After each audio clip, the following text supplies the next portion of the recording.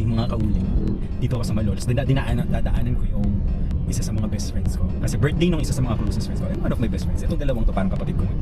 And yung isa, itong dadaanin ko. First time pala niya makakasakay dito kay Cleo. Tingnan natin kung ano yung reaction niya. So mga few minutes na lang. Tingnan natin kung ano sasabihin niya. Kasi this is my first time to have my own car. Tapos first time pa rin tatakay.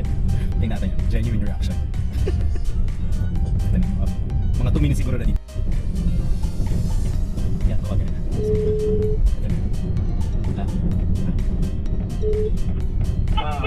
Andito na ako sa McDo.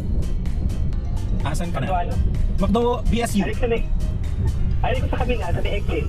Ha? Ay, nakita ko na. Nalilibid ko si Cleo. Okay, wait lang. Sige, sige. I-video daw niya.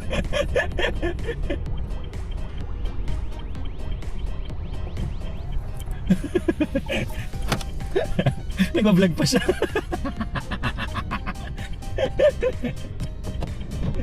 Yan, lagi. Oh my God! There you go! First time! Tangin na, masakay din ako. Tunog din. Nakakaloka. Sabi naman ka. Cleo. Ay, naka-video siya dahil. Bakit?